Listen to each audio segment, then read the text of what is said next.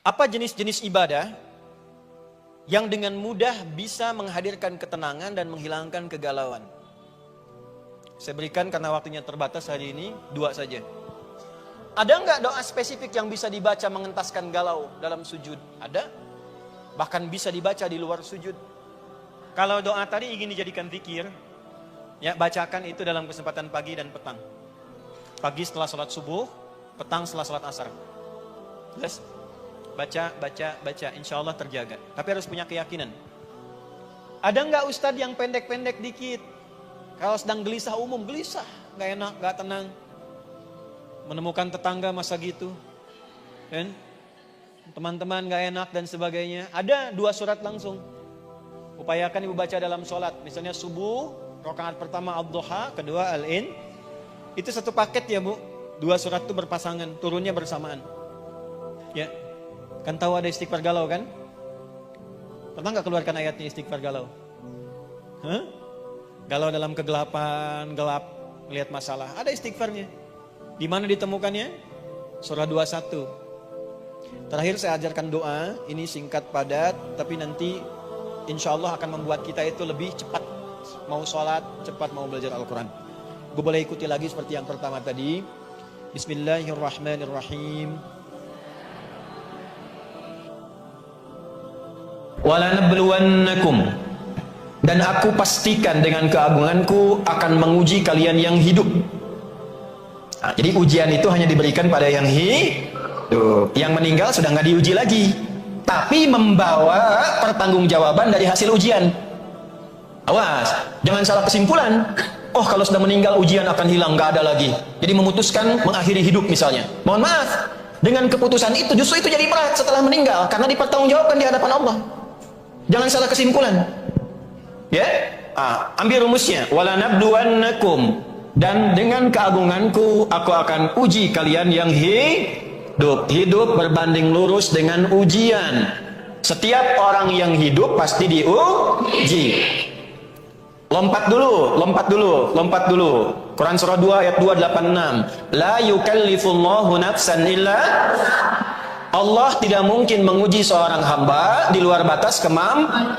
Berarti sifat ujian yang pertama, jika ada seorang hamba diuji, dia dinilai oleh Allah sanggup, punya kemampuan mengatasi ujian itu. Gak mungkin Allah menguji seorang hamba kalau tidak sanggup. Jadi kalau ibu siapapun hadir hari ini, sedang punya masalah, sedang punya persoalan, ibu harus punya keyakinan bahwa hanya ibu yang sanggup yang bisa menyelesaikan itu. Sebab kalau Allah tidak menilai sanggup, ibu gak akan mungkin dikasih. Ustaz Adi gak sanggup, makanya saya gak dikasih. Ibu yang sanggup. Harus yakin, karena gak mungkin Allah kasih kalau gak sanggup, itu gak mungkin. Itu dulu. Nah, setiap orang hidup pasti ada ujian. Ya. Sifat ujian, perhatikan, sifat ujian berbanding lurus dengan kadar kesanggupan. Ujian, sifat yang kedua, diberikan bukan untuk membuat hamba bermasalah, bukan untuk membuat hamba bermasalah, tapi untuk meningkatkan kualitas hidupnya. Sebab setelah lewat ujian, nanti ibu akan mendapatkan kekuatan baru, tambahan kebaikan baru untuk mengatasi masalah berikutnya. Hukum ujian itu begitu bu. Kalau ibu sudah ujian pasti naik kelas, bahasa gampangnya gitu. Ibu punya anak di SD, cucu ada, mungkin nggak naik SMP kalau nggak ujian? Ujian dulu kan? SMP ke SMA, ujian nggak? Ujian dulu. Nah, ibu bisa paham yang seperti itu. Kenapa nggak dipakai logika itu untuk kehidupan? Jadi kalau sedang punya masalah, caranya bagaimana supaya merasa enak? Ketika sedang diuji, alhamdulillah, ini saya mau naik kelas, di depan saya ini, kalau saya lewat ini, ada hadiah yang Allah ingin kasih. Paham? Balik logika awal. Hidup sama dengan apa? Artinya sepanjang masih hidup pasti diuji. Artinya kalau tidak ingin diuji berarti tidak ingin hidup. Pelan-pelan. Ujian bentuknya masalah. Setiap orang hidup pasti punya masalah.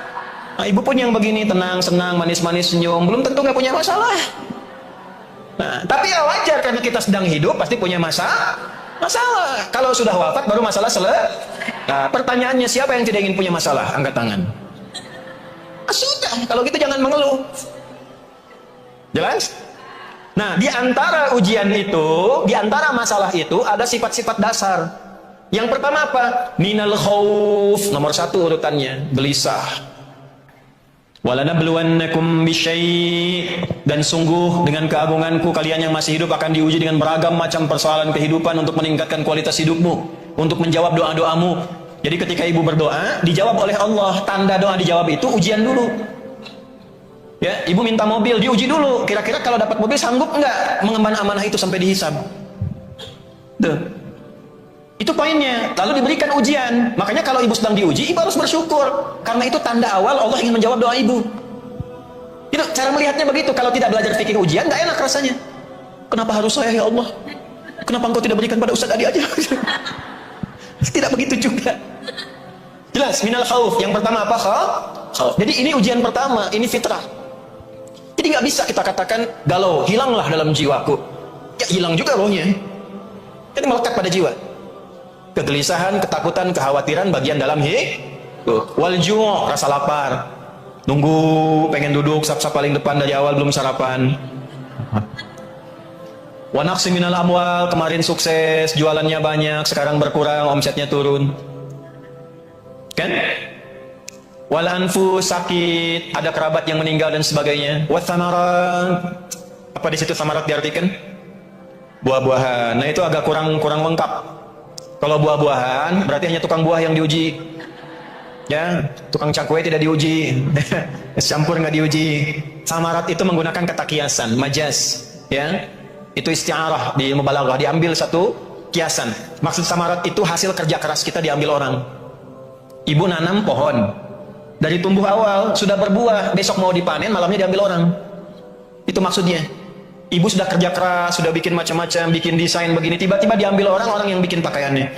Bisa begitu. Ya, ada ujian begitu ada nggak? Nah, nanti ada cara menyelesaikannya supaya nggak galau. Nanti. Khauf. Dah, satu ya. Jadi saya ingin tekankan dulu bahwa khauf ini ujian awal, gelisah ini diciptakan bersamaan dengan fitrah kehidupan kita. Apa hikmahnya? Satu, kenapa mesti ada gelisah, mesti ada galau? Satu tadi sudah dijawab di Quran surah ke 91 ayat 7 sampai 10. Secara singkatnya, gelisah diciptakan untuk bisa mengaktifkan tenang itu supaya muncul. Bahasa kerennya sebagai katalis yang menstimulus ketenangan itu muncul. Sebab kalau nggak ada gelisah, tenang nggak akan muncul. Ibu kalau sedang gelisah pengen apa? Pengen tenang kan? Iya kan? Nah, supaya pengen tenang itu gelisah harus ada. Dua, hikmah dari adanya kegelisahan supaya kita merasakan nikmatnya bertuhan, untuk menunjukkan bahwa Allah itu ada, untuk menunjukkan dan mengamalkan sifat tawakal. Wa ala rabbihim yatawakkalun, supaya terkoneksi dengan Allah, terhubung dengan Allah. Ibu kalau sedang gelisah berdoa nggak? Nyebut nama Allah nggak? Ya, ibu keluar mendung nih, gelisah. Kan fitrah lisan ibu mengatakan langsung, ya Allah, gelap, mendung, ya kan? Macet, gelisah, ya Allah, macet. Sedang ngaji, hujan turun, ya Allah, hujan. Ibu ke pasar, barangnya mahal, ya Allah. Jelas? Ya kan? Anak-anak diatur, dirawat, gak mau nurut, apa yang keluar di lisan? Ya Allah, tuh. Itu sudah fitrah di lisan. Keluar. Jadi gelisah itu diciptakan supaya kita merasa dekat dengan Allah, kenal dengan Allah, terhubung dengan Allah. Dari mana tahu ayatnya? Turunkan lagi di Al-Baqarah. Surat keberapa? Surat kedua. Ayat keberapa? 150. Makanya ibu ngaji. Wa min haitsu kharajta fawalli wajhaka syatral masjidil haram wa haitsu ma kuntum fawallu wujuhakum syatrah li'alla yakuna lin-nasi 'alaikum hujjatun illa alladhina zalamu fala takhshawhum wakhshawni. Nanti di ayat lain ada tafsiran makna khasyah itu turunan bawahnya khauf, fala takhafuhum wa khafuni in kuntum mu'minin. Nanti ada turunan ayat lagi. Ya, jangan engkau merasa kegalauanmu karena takut dari orang lain. Ketika engkau merasa gelisah dan galau, ya tanamkan rasa galau itu sepenuhnya pada dirimu, untuk diserahkan kepada Allah, mendapatkan solusinya. Curhatkan, ya curhatkan. Nanti tingkat di atas khauf itu khasyah namanya. Ya, kepasrahan tertinggi, ketakutan, kegalauan tertinggi, sampai-sampai merasa limbung. Ya, kadang-kadang gelap. Saking-saking khawatirnya, gelisahnya, gelap, pikiran gak enak, makan gak enak, minum gak enak. Di titik seperti itu, kata Allah, ya, kembalilah padaku. Aku ciptakan semua itu supaya engkau bisa curhat denganku. Minta. Maka solusi yang pertama, obat yang pertama dari Al-Quran, satu. Kalau ada kegelisahan dalam bentuk apapun, kegalauan dalam bentuk apapun, obat yang pertama, terhubunglah dengan Allah. Obat yang pertama, terhubung dengan siapa? Allah. Cara terhubung dengan Allah, caranya satu, melalui ibadah. Jadi ketika kita diperintahkan untuk ibadah, salah satu manfaatnya adalah menghilangkan kegalauan yang ada dan sedang kita rasakan dalam diri kita. Dalam masalah apapun. Apa jenis-jenis ibadah yang dengan mudah bisa menghadirkan ketenangan dan menghilangkan kegalauan? Saya berikan karena waktunya terbatas hari ini, dua saja. Satu, salat. Satu apa? Baik. Maka kalau sedang gelisah, apapun masalahnya, ibu salat. Ambil wudhu. Saya ulangi, ambil wudhu. Menghadap kiblat, salat 2 rakaat. Apa saja sesuai dengan waktunya. Sesuai dengan waktunya. Misal, waktu seperti ini duha. Niatkan duha itu untuk mendapatkan ketenangan. Jelas? Misal di sholat fardu, silahkan masuk zuhur, sholat. Walaupun sifatnya wajib, niatkan dalam kewajiban itu saat sujud minta ketenangan.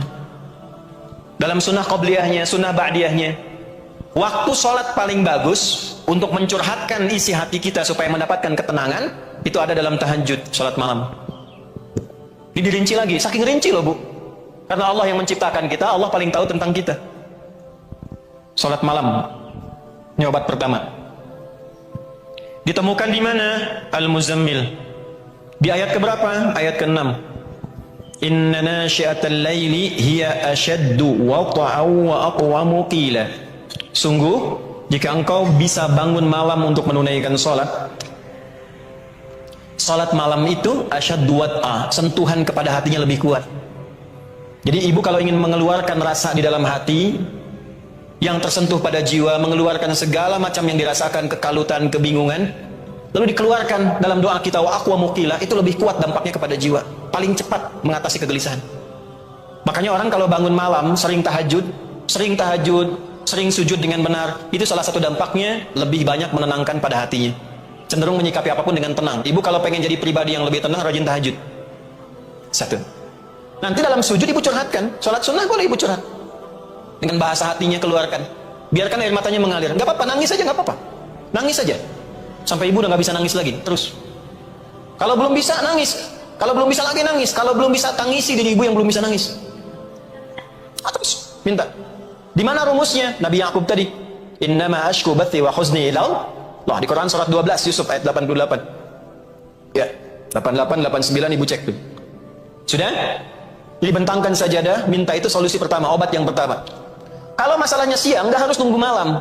Ambil wudhu, sholat. Kalau tidak ada waktu sholat yang lain, yang rawatib, yang wajib, ambil yang mutlak. Apa yang mutlak? Sholat wudhu. Selesai wudhu, sholat, niatkan itu, curhatkan sama Allah dalam sujud, minta. Apa dalilnya? Hadis Nabi. Dari siapa? Ibnu Abbas radhiyallahu ta'ala anhuma. Apa bunyinya?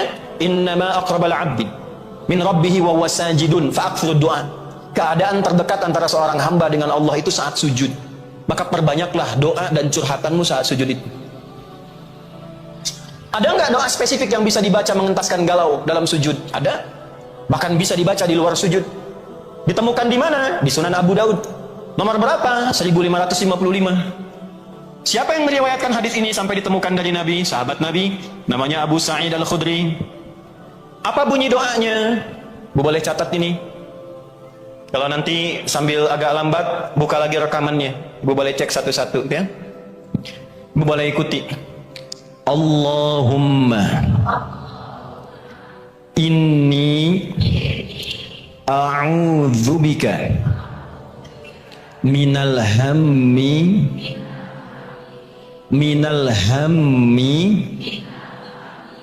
wal hazani wa minal ajzi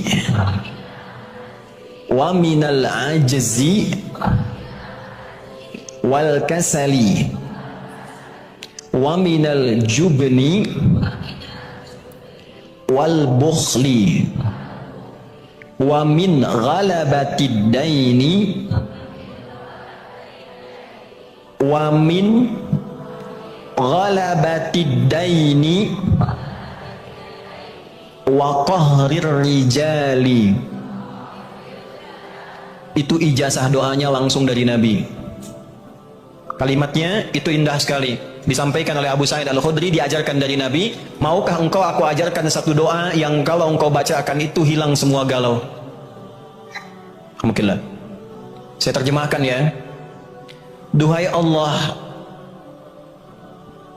aku merendah di hadapanmu. Jadi kalau Allahumma itu sambil kita memiliki sifat merendah. Itu gabungan dari ya Allah tapi dalam bentuk perendahan. Sungguh aku berlindung kepadamu dari kegalauanku saat ini dan kesedihanku yang aku rasakan. Kalau bahasa dalamnya begini, ya Allah, engkau tuh maha tahu aku sedang begitu sedih hari ini, begitu gelisah, begitu galau akan persoalan hidupku. Aku berlindung kepadamu dari segala kegalauan dan kesedihan yang aku rasakan hari ini. Wa minal ajzi wal kasali, dan aku berlindung padamu dari kelemahanku untuk mengatasi ini. Engkau yang maha kuat, engkau yang bisa menghilangkan, engkau yang bisa memberi solusi. Wal kasali, dan dari kemalasanku yang mungkin dengan malas itu masalahku tidak pernah tuntas. Wal jubni wal bukhli, dari sifat penakutku. Ada jenis kegelisahan itu karena penakut, bukan karena takut. Takut kalau bicara pada suami, suaminya malah marah. Takut kalau bertindak pada anak, anak malah lari. Maka kita serahkan kepada Allah yang punya dan memiliki hati suami, hati anak, hati tetangga dan sebagainya. Jubni wal bukhli, rasa pelit. Mungkin masalah ini hadir karena saya ini pelit. Pelit berbagi, pelit cerita, pelit senyum, pelit berbuat baik. Wa ghalabatid daini, ya Allah, mungkin kegelisahan, ketakutan, kekhawatiran ini karena terlilit utang piutang. Pikiran banyak. Wa qahrir rijal, dan diintimidasi oleh orang. Nah, perasa kan? Jadi kalau tidak disebutkan kapan kejadiannya, siapa yang mengalami, ini artinya 6 hal yang disebutkan dalam doa ini akan dialami siapapun di setiap masa. Tidak ada orang tidak gelisah. Ustaz juga gelisah. Ustaz juga sedih. Sedih kalau menerangkan 2 jam jamaah nggak paham-paham. Ya, sehingga masuk pada kategori yang keempat dalam berpikir. 1, ada jamaah yang berpikir. 2, ada jamaah yang sedikit berpikir. 3, ada jamaah yang tidak berpikir, yang penting datang lihat ustaz selesai. 4, ini yang repot, ada jamaah yang pikiranun. Jadi pikiran buat ustaz. Itu doanya tadi ya. Tolong dipegang, dirangkum saat sujud, minta. Tapi mintanya pakai hati. Ya, selesai sholat minta. Mintanya merendah, makanya pakai Allahumma. Jangan, kalau berdoa sama Allah jangan mengangkat diri. Ya Allah, engkau tahu kan aku sedang sedih. Nah, itu buang sifat begitu ya. Nah, ini obat yang pertama, gunakan dalam sholat. Kalau bisa waktunya kapan, Tapi kalau punya masalah siang tidak harus tunggu malam. Kalau doa tadi ingin dijadikan zikir, ya bacakan itu dalam kesempatan pagi dan petang. Pagi setelah sholat subuh, petang setelah sholat asar. Yes? Baca, insya Allah terjaga. Tapi harus punya keyakinan. Saya ulangi dulu sebentar, paham tidak? Jelas. Jadi obat galau yang pertama apa?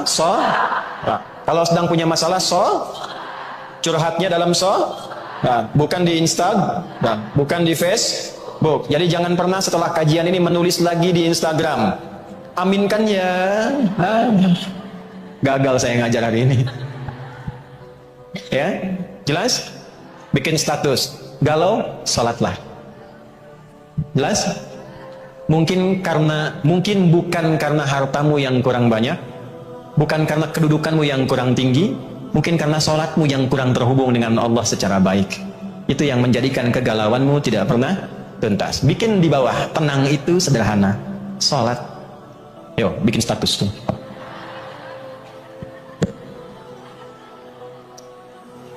Dah, perdalam dalilnya, perdalam. Adakah perintah dalam Al-Quran? Ini kan baru isyarat tadi. Isyarat kan? Perintah jelasnya ada nggak? Ada. Ditemukan di mana? Al-Baqarah. Ayat berapa? 45. Wasta'inu bis-sabri. Kita ibu hafal ayatnya. Kenapa nggak digunakan? Surat 2 ayat 45. Wasta'inu. Tunggu sebentar, saya mau terjemahkan. Wasta'inu, dan jika kalian punya masalah dalam hidup, mintalah solusinya. Pertama, bisabri, dengan cara minta solusinya pada Allah dengan cara satu, sabar dulu, terima itu. Terima dulu. Bagaimana cara sabar? Tadi balik ke atas, Bu. Alhamdulillah saya yang dipilih bukan yang lain, karena yang naik kelas itu saya. Yang punya kemampuan itu saya, pasti bisa. Insya Allah bisa. Bisa, bisa. Katakan, itu nanti ada ayatnya itu. Katakan pada diri kita, di balik semua yang sulit ini pasti ada solusinya. Di surat apa itu? Al-Insyirah. Surah keberapa? 94. Apa nanti bunyi ayat terkait itu? Inna ma'al usri. Katakan, di balik semua yang sulit pasti ada solusinya. Kalau ibu sudah punya keyakinan gitu, hatinya lapang. Kelapangan hati dari beragam masalah yang ada itu disebut insyirah namanya. Karena itu ayat pertamanya, alam nasyrah laka. Kapan sodrun ini bisa insyirah, bisa lapang? Ketika punya keyakinan bahwa semua masalah ada solusinya. Itu dulu yang praktekkan sampai sekarang. Orang Jepang tuh nggak tahu ayatnya secara umum ini. Tapi mereka itu kalau ada apa-apa, kamu bisa, kamu bisa. Dulu tahun 95-96, itu di TPI ada acara Benteng Takeshi. Sore itu. Dan saat ingin menaklukkan benteng itu ada tank kan? Di sampingnya mengatakan, kamu bisa, kamu bisa, kamu bisa. Gitu ya. Saya masih ingat tuh. Saya ingat gak, Bu? Ingat kan? Kenapa nyambung ke sana itu ya? Nah, ini satu dulu ya. Jadi tanamkan pada diri kita bahwa ini bisa selesai, ini bisa tuntas, terkoneksi kepada Allah Subhanahu wa Ta'ala. Kalau ini sudah hadir, tanamkan pada jiwa, lalu perhatikan, itu cara sabar, bisabri. Lalu wassalah, nggak sampai di situ.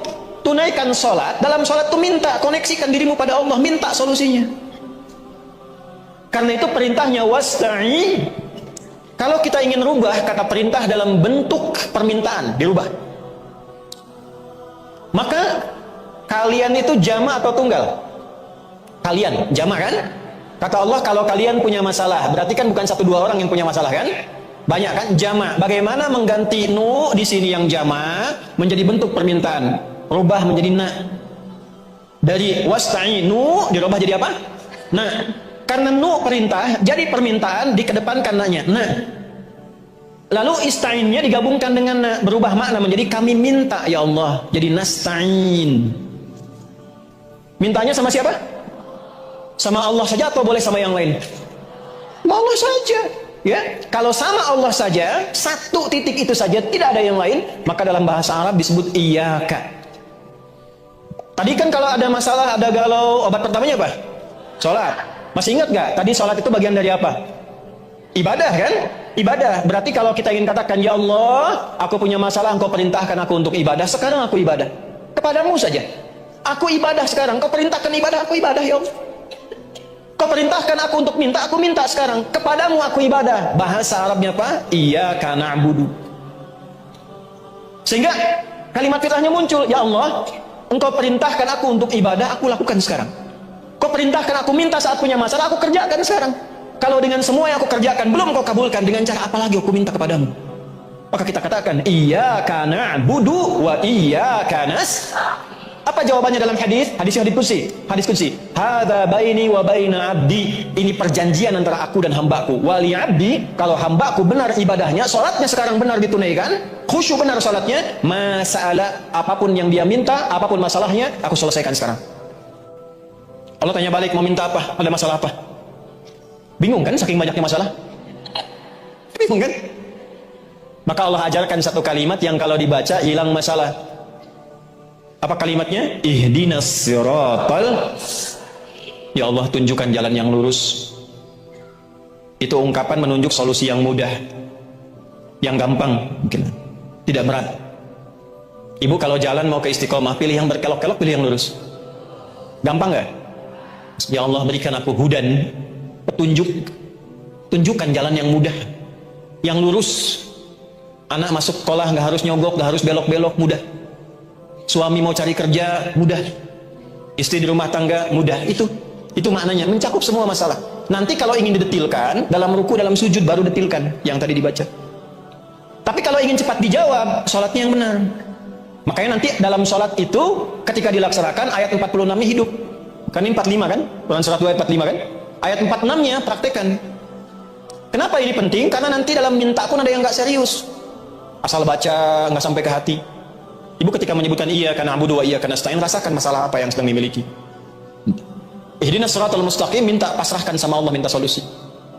Jelas? Nah, kemudian lihat ayatnya kembali, wasta'inu bisabri wa innaha lakabiratun. Tapi untuk khusyuk itu nggak mudah, fokus itu nggak mudah. Illa 'alal kecuali bagi orang-orang yang khusyuk. Nah, bagaimana cara khusyuk? Ayat 46-nya, alladzina yadhunnuna annahum mulaqu. Ini kuncinya, Bu. Hati-hati ya, fokus ini karena setan tuh nggak mau ibu berhasil tuh. Orang-orang yang bisa mendapatkan solusi itu langsung dari Allah adalah orang yang ketika sholat dia merasakan betul, diawasi, dijumpai, dilihat oleh Allah. Intinya apa? Ibu merasa punya Allah. Makanya kalau ruku jangan dibaca langsung bangun lagi, tidak, rasakan dulu sampai tenang. Istilahnya tumaninah. Apa itu tumaninah? Tumaninah itu ketenangan yang dihasilkan lewat ibadah. Kalau dimiliki oleh jiwa, berubah jiwa jadi mutmainnah. Mutmainnah itu jiwa yang punya tumaninah karena rajin ibadah. Itu asalnya. Makanya kenapa kita ibadah? Supaya tumaninah. Kenapa tumaninah? Supaya tenang. Kenapa tenang? Supaya nggak banyak gelisah. Itu rahasianya. Bagaimana cara tumaninah? Mulaqu rabbihim, harus merasa punya Allah. Di ketika sujud merasa punya Allah. Bagaimana supaya bisa merasa itu? Tumpahkan rasa kita, kemudian pasrahkan kepada Allah sampai merasa ada getaran dalam jiwa. Keluar nangis saja, setelah nangis itu tenang. Walaupun solusinya belum datang, yang penting tenangnya hadir dulu. Nanti semakin tinggi tawakal, semakin cepat datang solusi. Jelas? Wa annahum ilaihi raji'un, pasrahkan kepada Allah dan yakini ini semua ujian dari Allah, dan pada akhirnya kita pun akan kembali, akan pulang. Itu caranya. Jadi ini obat galau yang pertama lewat sholat. Cara ditunaikannya sudah kita bahas, waktunya, kapan saja kita dapatkan masalah tunaikan. Tapi kalau ingin berlatih sampai khusyuk baik, diupayakan di waktu malam. Teknisnya bisa ditunaikan dalam sholat tahajud. Karena itu nanti dalam ayat tahajud, setelah tahajud masalah, setelah masalah syifa. Syifa itu obat hati. Ditemukan di mana? Quran surat 17. Ayat berapa? 79 sampai 82. Nah, di 82 itu ada syifanya. Dah. Jelas ya? Paham insyaallah? Jadi kalau sedang galau, sedang punya masalah, sekarang ambil wudhu, dua Al-Quran. Dua apa? Al-Quran. Masya Allah. Ini saya penting utarakan dulu, Quran itu mukjizat bukan? Suratnya atau ayatnya juga? Ayatnya juga. Hurufnya mukjizat bukan? Harokatnya mukjizat bukan? Nah, karena semua mukjizat, pertanyaannya apa itu mukjizat? Oh, gue bilang mukjizat tapi nggak tahu mukjizat. Keistimewaan dari Allah. Mukjizat itu dari kata ajaza yu'jizu, yang mengalahkan, yang melemahkan segala sesuatu yang bermasalah. Artinya apa? Obat dari segala masalah, solusi dari semua persoalan. Yang melemahkan siapa yang menantang. Jadi yang bisa melemahkan galau, gelisah, kesedihan, itu ada diantaranya adalah Al-Quran. Pertama, kalau sedang gelisah, sedang gak enak, ambil wudhu, buka mushaf. Ibu baru buka mushaf saja, itu sudah mendapatkan ketenangan. Itu dahsyatnya Quran. Yang lebih luar biasa, ibu buka acak, itu kadang langsung ayatnya sesuai dengan kebutuhan dan masalah ibu. Bisa terjadi begitu. Ya, ada gelombang dalam tubuh kita yang nyambung dengan pembukaan mushaf, begitu dibuka, loh kok ayatnya ini seperti yang saya rasakan. Dah. Kemudian, lanjut pelan-pelan. Kalau ibu punya kemampuan, pilih ayat atau surat-surat yang sesuai dengan masalah ibu sendiri. Tapi ini tidak mudah. Kadang harus tanya. Ya, misal saja. Ada masalah di rumah tangga dengan suami misalnya. Maka ada Al-Quran misal di surat An-Nisa ayat 34 misalnya sampai 35. Itu kalau sudah fatal-fatal sekali dan sebagainya, ya. Ada masalah dengan anak misalnya, Quran surat 17 ayat 23 sampai dengan 27. Anak masih kecil, cucu kecil dibawa-bawa supaya lurus ke depannya, khawatir jadi apa? Quran surat 31 Luqman itu. Bisa dari ayat 12 sampai 19 ya. Misal. Kemudian nanti ada surat-surat yang menjaga kita tiap pekanan. Misalnya nanti kalau malamnya itu Yasin, ada fadilahnya. Siangnya itu Al-Kahf. Di Jumat, kalau bisa Jumat baca 2 surah. Malamnya apa? Yasin. Siangnya apa? Kahf. Sampai Nabi berkata begini, man qara'a surat Al-Kahfi fi yaumil jumu'ati adha'a lahu minan nuri bainal jum'ataini. Paham? Tidak. Siapapun yang baca surat Al-Kahfi di hari Jumat, maka Allah akan memberikan nur pada dirinya, cahaya di setiap 2 Jumat. Artinya dari Jumat satu ke Jumat yang lain Allah kasih cahaya pada dirinya. Nur itu disebutkan 45 kali dalam Al-Quran, dibagi dalam 12 makna. Di antara maknanya ada perlindungan dari Allah, solusi dari masalah. Jadi kalau sebulan sekali dibaca, setiap bulan dapat cahaya dari Allah selama 1 tahun 12 bulan dijaga. Ya. Jadi kalau nanti di surat Yasin ada penjagaan pada jiwa, di surat Al-Kahf penjagaan kepada raga. Jelas? Kalau sedang sedih di rumah tangga, masalah banyak dan sebagainya, surat Yusuf misalnya. Yusuf. Ya, ada orang-orang yang pakar, para ulama di bidang ahli Al-Quran, mengeluarkan keutamaan surat dan ayat-ayat Al-Quran. Semuanya punya topiknya masing-masing. Semua ayat Quran itu mukjizat. Kalau ibu ingin penjagaan dalam hidup sampai meninggal di alam kubur, khawatir nanti kalau meninggal bagaimana? Baca surat Al-Mulk. Jelas? Ada nggak ustadz yang pendek-pendek dikit? Kalau sedang gelisah umum, gelisah, nggak enak, nggak tenang. Menemukan tetangga masa gitu, kan? Teman-teman nggak enak dan sebagainya. Ada 2 surat langsung, surah 93 dan 94, Ad-Duha dan Al-Insyirah. Upayakan ibu baca dalam sholat. Misalnya subuh, rakaat pertama Ad-Duha, kedua Al-In. Itu satu paket ya bu. 2 surat itu berpasangan, turunnya bersamaan. Tuh. Malam mau tidur, keganggu, gelisah. Oke lah. Lihat anak gelisah. Ibu mimpi nggak enak, ya kan? Bangun gelisah, nggak bisa tidur. Baca 3 surat dan plus 1 ayat. 3 suratnya membuat kita akan lebih merasa nyaman, lebih dingin, lebih adem, lebih cool. Maka 3 cool. Qul huwallahu ahad. Qul a'udzu birabbin. Nah, 3 surat ini membuat diri kita lebih cool, terlindungi. Disebut dengan muawwadatis salat. 3 surat minta perlindungan dari kegalauan akibat gangguan-gangguan syaitan. Jadi ada nanti dari 7 itu, selain makna tawakal kepada Allah, makna khauf juga, memang satu andalannya setan, senjata andalan setan untuk membuat manusia frustasi sampai mengakhiri hidup. Ditemukan di mana itu? Ali Imran, pindah. Surah keberapa? Ketiga. Ayat berapa? 175. Innama dzalikumus syaitanu yukhawwifu awliya'ah. Quran surah ketiga ayat 175. Ada? Innama dzalikumus syaitanu yukhawwifu awliya'ahu fala takhafuhum wa khafuni in kuntum mu'minin. Itu yang tadi saya katakan, tafsir dari Al-Baqarah ayat 150 salah satunya. Sungguh yang mengakibatkan kadang, maaf ya, merasa depresi, anxiety, kebingungan, kegalauan, kegelisahan yang dalam, sampai menghukumi ini nggak mungkin, nggak bisa, stres dan sebagainya, nggak bisa melakukan apa-apa. Itu salah satu faktor yang terdalamnya sebetulnya bukan karena masalahnya, karena setan mengaktifkan senjata utamanya, membuat jiwa orang itu berkesimpulan bahwa ya sudah nggak bisa apa-apa saya, sehingga kemampuannya nggak aktif. Alih-alih menyelesaikan masalah, dia memvonis dirinya sendiri, ditakut-takuti sama setan. Itu bahasanya, innama dzalikumus syaitan. Itu yang menyebabkan demikian itu setan.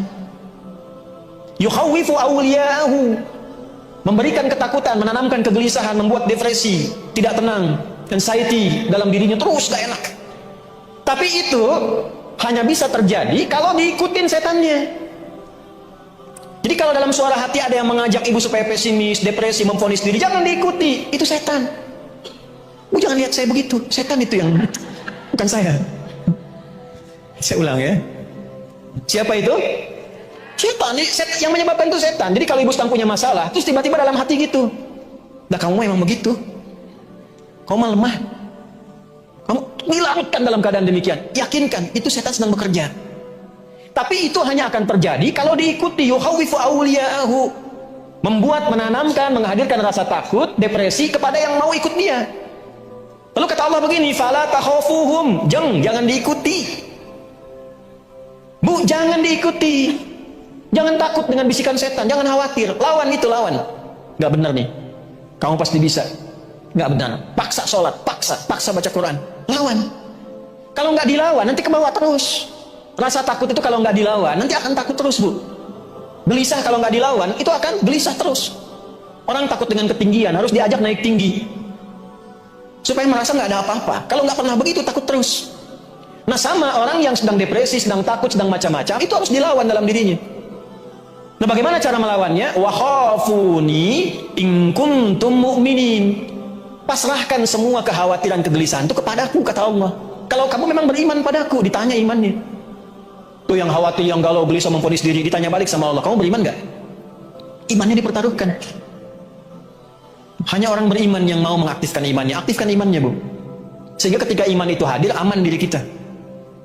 Nah, cara kita untuk mengatasi itu dengan bersandar pada Allah, itu bagian tipikal orang beriman. Dan pekerjaan kita mengatasi kegelisahan itu bagian dari amal soleh.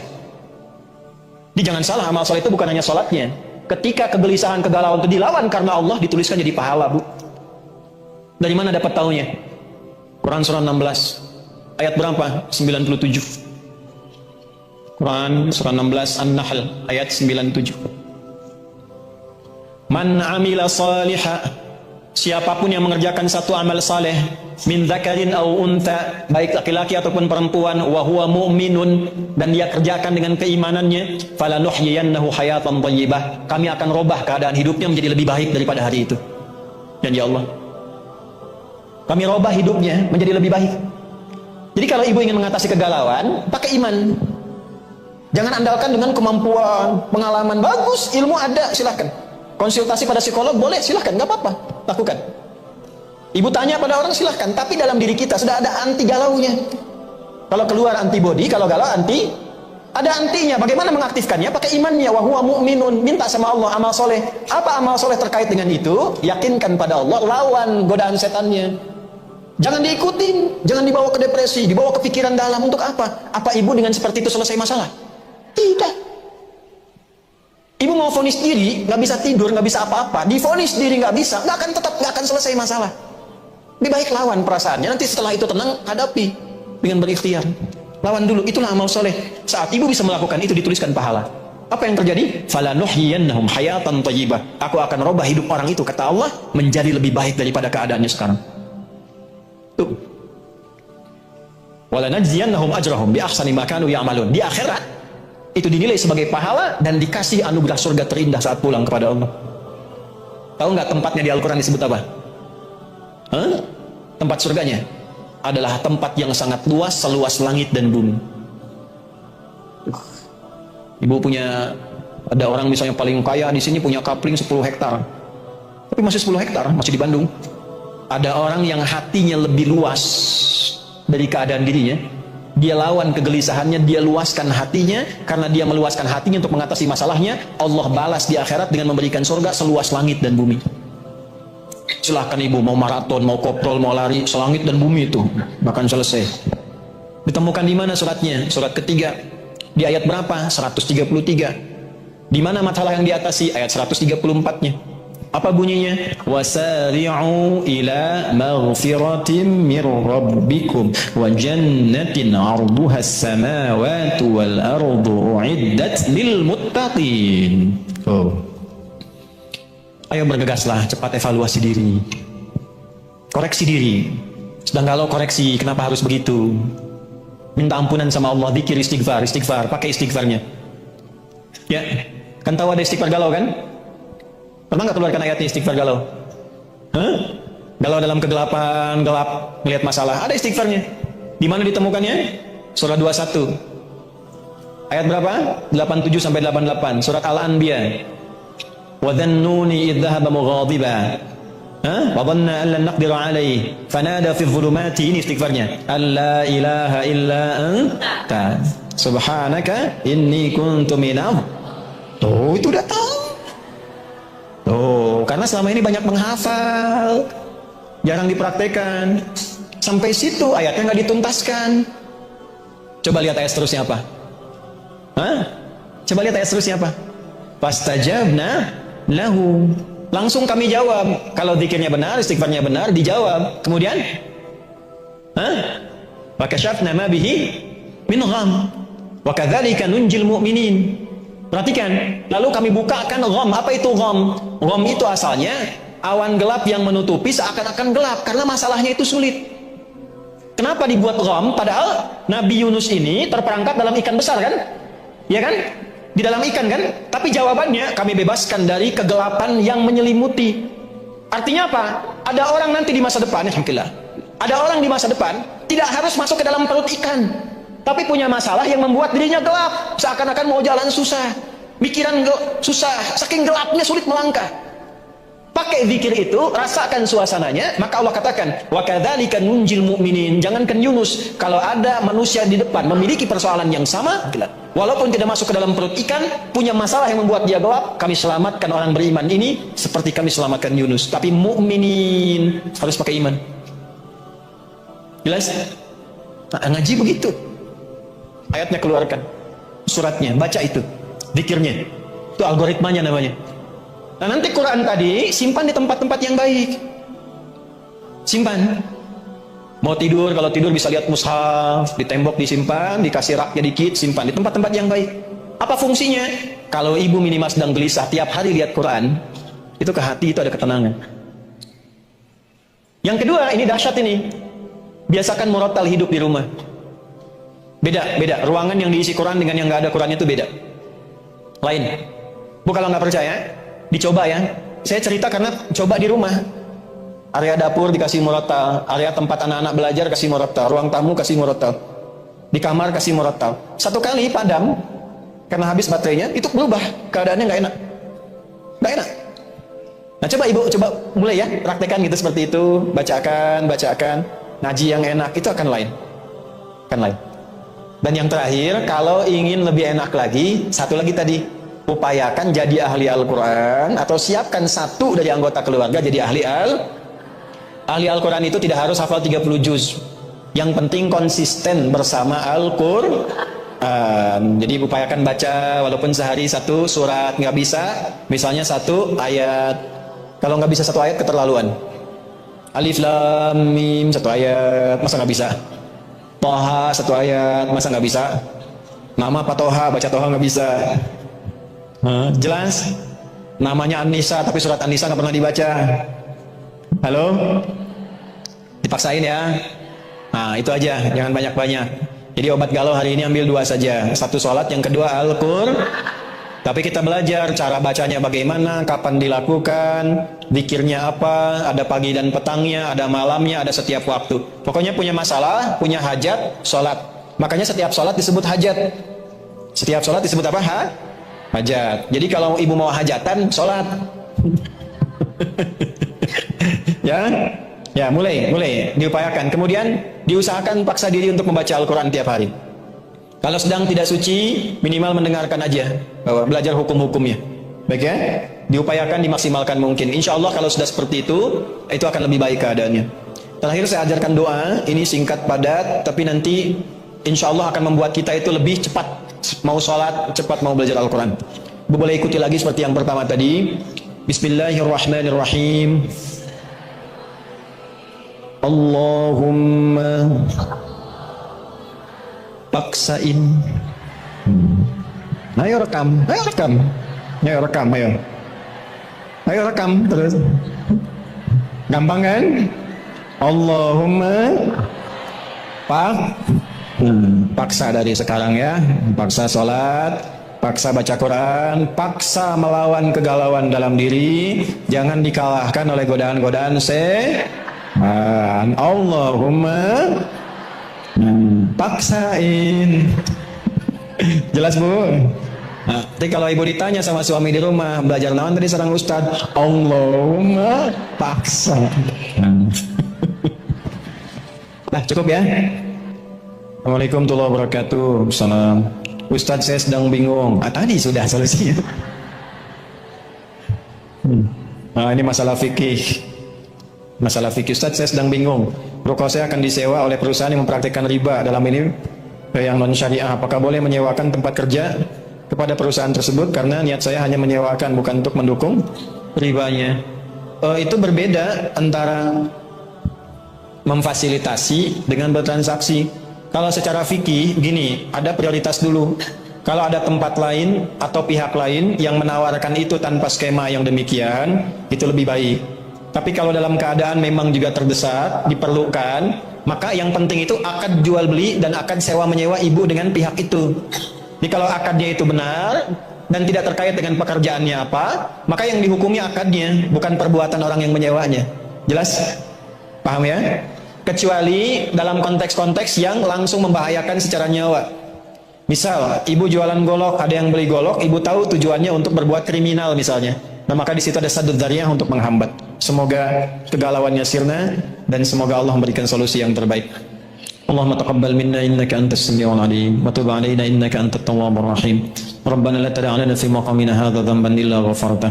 Duhai Allah, kalau ada di antara jamaah yang datang membawa dosa, jangan biarkan dia meninggalkan tempat ini kecuali Engkau telah ampuni seluruh dosa-dosanya.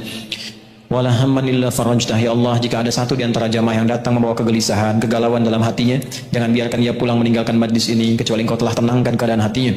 Wala ansiran illa yassartah. Jika ada yang sedang mengalami kesulitan, dengan keikhlasannya datang mengaji, ringankan, hilangkan segala kesulitan hidupnya. Wala maridan illa syafaitah. Jika ada yang sakit, mohon sembuhkan. Allahumma waladainan illa qadaitah. Jika ada yang datang terlilit dalam ekonominya oleh utang piutang, maka mohon limpahkan rezeki kepadanya untuk melunasi utang-utangnya. Allahumma ati anfusana taqwaha wa zakkiha anta khairu man zakkaha anta waliyuha maulaha. Ya Allah, bersihkan hati kami, kuatkan jiwa kami, hanya Engkau yang memiliki jiwa kami untuk kembali kepadamu dalam kebaikan. Allahumma fad biladana Indonesia waj'alna balatan thayyibatan wa anta tardaha. Ya Allah, mohon jaga negeri kami Indonesia, satukan kami dalam kebaikan untuk membangun, jauhkan dari perpecahan. Berikan hidayah pada para pemimpin yang tertinggi sampai yang terendah untuk adil, benar dalam memimpin, yang meringankan hisab mereka di hari kiamat. Wahfad ulama'ana waj'alhum mukhlasin lakaddin. Jaga para ulama kami, ikhlaskan mereka dalam berdakwah. Jauhkan dari keburukan, sifat memecah belah, sifat-sifat duniawi, dan berikan kemampuan untuk mencerahkan dalam kebaikan. Allahumma ansur ikhwatana fi Palestin wa fi kulli makanil mubtalin. Ya Allah, mohon anugerahkan pertolongan pada saudara-saudari kami di Palestina. Setiap tempat yang Kau uji, berikan kekuatan, kebahagiaan, dan ringankan hisab kami di hari kiamat karena kelemahan kami dalam membantu saudara-saudari kami di Palestina dan setiap tempat yang mengalami musibah dan ujian. Allahumma rabbana atina fid dunya hasanah fil akhirati hasanah wa qina adzabannar. Barik a'ilati kullal muslimat al hadirat wa barik ya Allah kullal muslimat al muntamiyah fi saf muslimah ya arhamar rahimin. Ya Allah, berkahi keluarga para muslimah yang mengaji hari ini, berikan kesehatan, keberkahan, dan kepada seluruh keluarga yang ada di saf muslimah, pengurusnya, keluarga besarnya, dan kita semua yang hadir hari ini. Bifadlika subhana rabbika rabbil izzati amma yasifun wa salamun alal mursalin wa sallallahu ala sayyidina Muhammad wa ala alihi wa sahbihi ajma'in. Subhanakallahumma rabbana wa bihamdika asyhadu an la ilaha illa anta astaghfiruka wa atubu ilaik. Walhamdulillahi rabbil alamin. Terima kasih. Mohon maaf. Assalamualaikum warahmatullahi wabarakatuh.